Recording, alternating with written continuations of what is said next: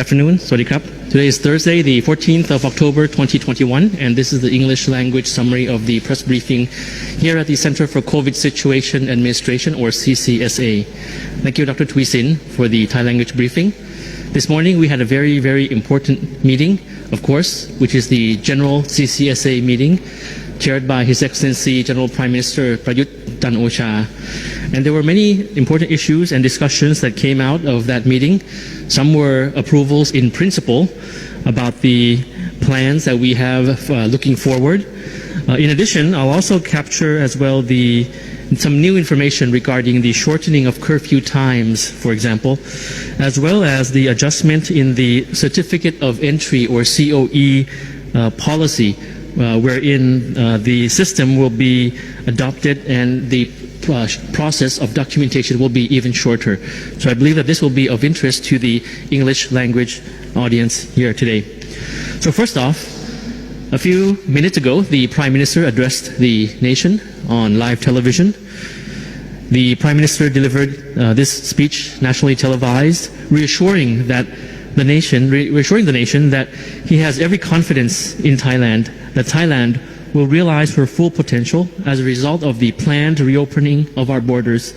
Every government agency, including public health authorities, have been working in close cooperation with relevant stakeholders, including the private sector, the Federation of Thai Industries, the Thai Chamber of Commerce, to ensure the synchronization of economic, public health and other relevant measures with a view to facilitating Thailand's return to post-COVID normalcy. Now, during the General CCSA meeting that ended this morning, there were quite a number of discussions. Firstly, one thing which was said was that the listing of risk countries, meaning countries outside Thailand that we consider to be risk countries in terms of COVID, that list will not exist anymore. We'll throw away that list. Of course, in terms of coming into Thailand, that's about our opening plan, opening of the country. The meeting discussed in principle the list of countries that will be able to enter Thailand without any quarantine, as you may have learned from the news. And there were a few examples, around 5 examples of country in that category that were listed. However, the meeting this morning did not name or finalize the list of countries, the low-risk countries, which would, if you travel from those countries, you would not required to be quarantined. So the General CCSA meeting did not finalize that list yet, but the meeting discussed in principle and tasked the authorities involved under the CCSA to come up with a plan for the reopening of the country, which would identify exactly the countries which would be included in that list. So in principle, it was approved but not finalized yet.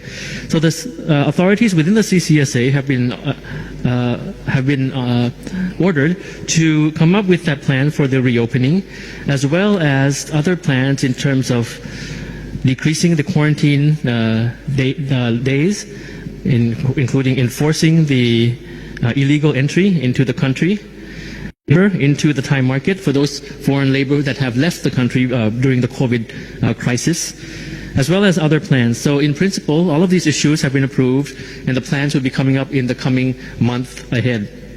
But of course, as soon as we have information on the list of countries that will not require quarantine, we will announce that as soon as possible. The issue in the southern border provinces, of course, this remains a very important issue because the situation is quite severe as compared to other regions of the country currently.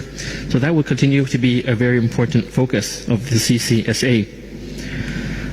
I'll start also with an update with the number of vaccinations that we have for today, administered since the start of our national vaccine drive. Yesterday alone, in one day, 583,994 doses of vaccines, increasing the accumulated number of vaccines to over 62.5 million doses. And now you have on screen for you, for clarity, that reported today, meaning the recap of yesterday, over 583,000 doses. In total, 62.5 million doses, and you can see the configuration there, the breakdown there of which are the first and which are the second or the third booster doses. So let's turn our attention now to the number of foreign nationals residing in Thailand who have received their COVID-19 vaccination. In the general macro picture, so far, around 1.3 million doses of COVID vaccine have been administered to foreign nationals residing in Thailand, or approximately 17.7% of all foreign nationals in Thailand. And you have an infographic there up on screen for you with the analytics and the detailed information. Of course, this is the macro picture, a combination of various schemes. Now let's talk a little bit about the expat vac scheme as well. We'll have a slide coming up on that for you as well.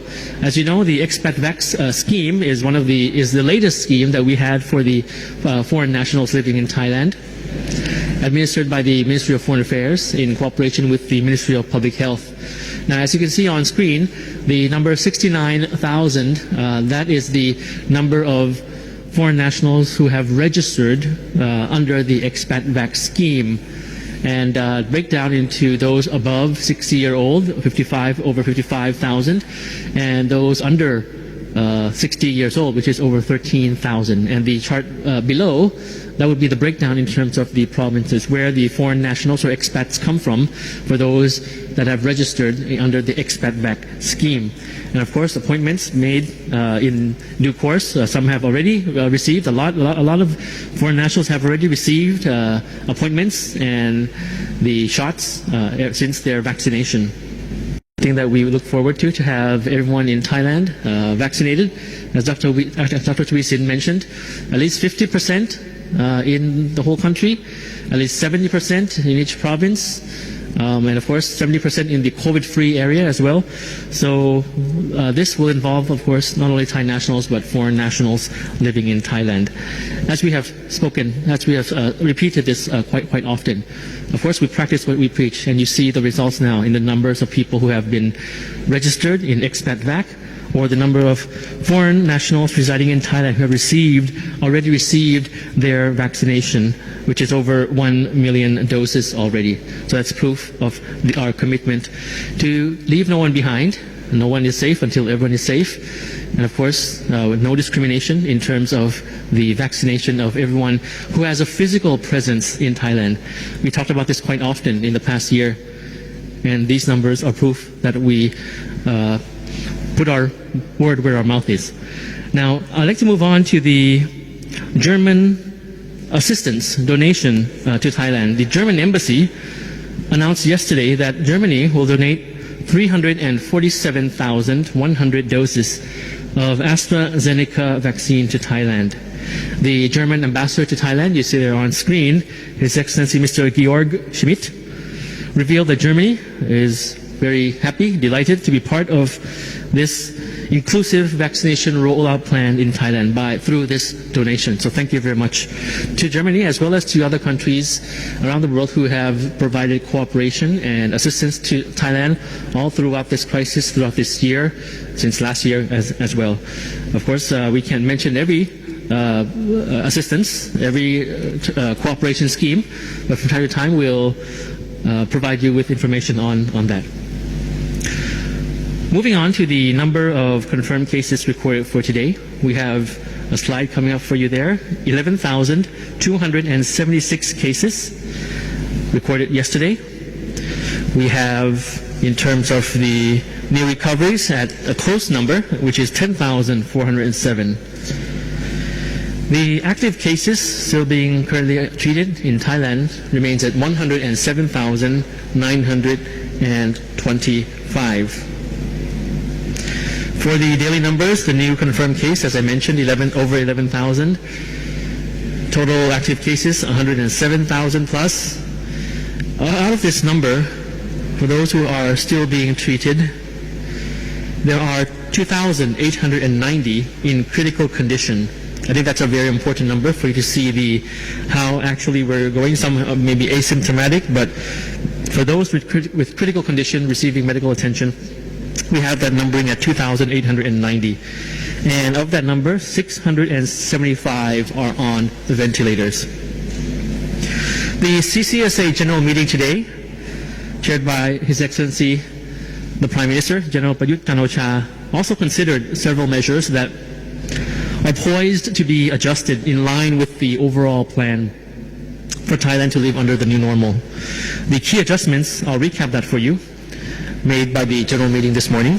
The first is the zoning of provinces.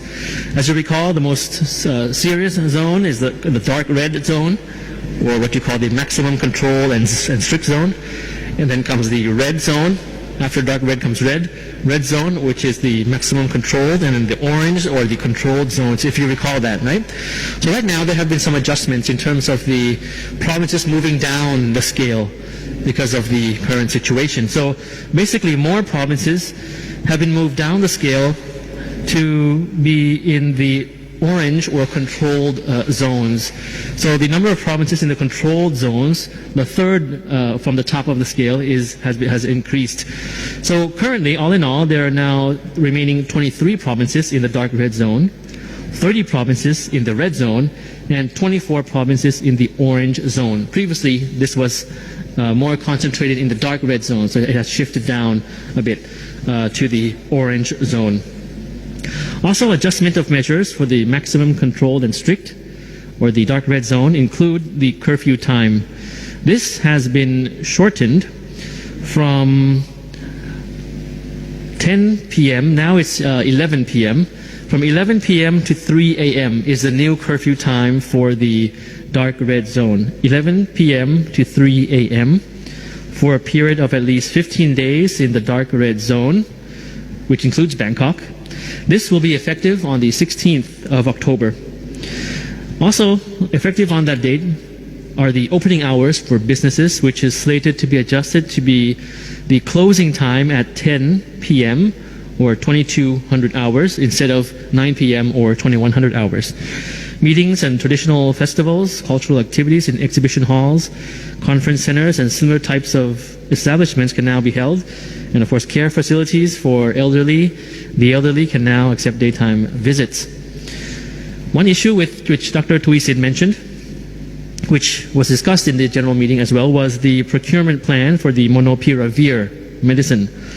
The CCSA approved the Public Health Ministry's plan to procure Monopiravir at the number of 50,000 courses, not doses, but courses, 50,000 Monopiravir courses, aiming to reduce the death rate of patients who have not been fully vaccinated. So that has been approved this morning. So as mentioned in the beginning, which would be of interest to the English language audience, is about Thailand Pass.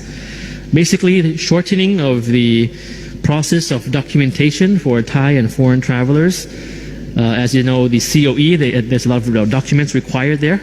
So just to recap first, since April 2020, last year, the Ministry of Foreign Affairs has approved more than 400,000 certificates of entry.